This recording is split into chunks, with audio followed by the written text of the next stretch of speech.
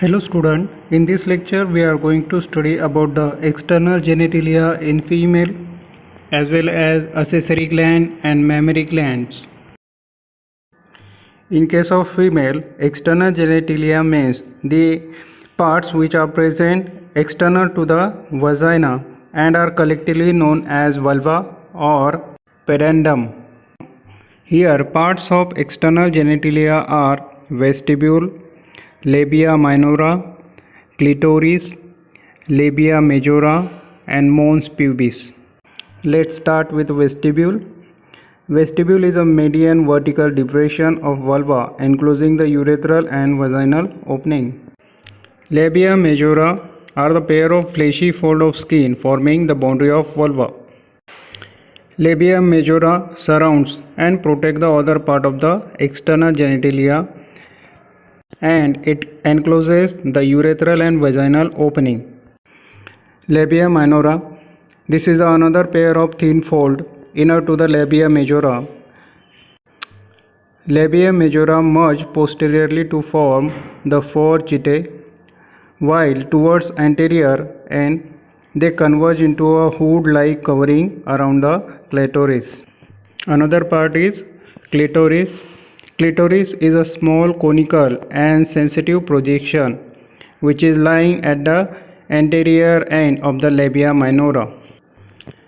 Clitoris has a pair of erectile tissue which are called as corpora cavernosa. And the last part of the external genitalia in female is mons pubis.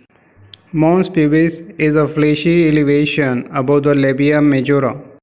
Here, pubic hairs are present on mons pubis and the outer parts of the labia majora. Now the next point is accessory glands, or these are also known as vestibular or Bartholin's gland. Vestibular glands opens into the vestibule and release a lubricating fluid. Next accessory gland is mammary gland.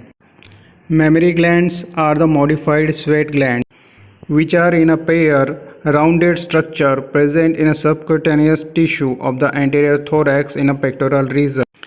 In the thoracic region, the mammary glands are present between the second and sixth rib of the thoracic cage. Development of the mammary gland occur at the puberty under the influence of the hormone estrogen and progesterone.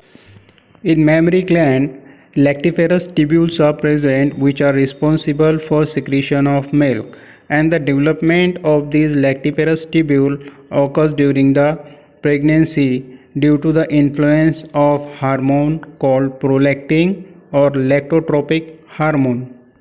If we look at the detailed structure of the mammary gland, then we can see the glandular tissue of each breast is divided into 15 to 20 irregular shaped mammary lobules, or in this figure we can say gland lobules. Each lobule with alveolar gland and lactiferous duct. Alveolar gland secrete milk which is stored in the lumen of alveoli. The alveoli open into the mammary tubule and the tubules of each lobule join to form a mammary duct. After this, many mammary ducts join to form a wider mammary ampulla. Ampulla is connected to the lactiferous duct.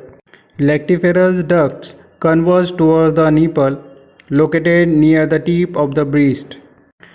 Nipple is surrounded by dark brown colored and a circular area of skin is called as areola.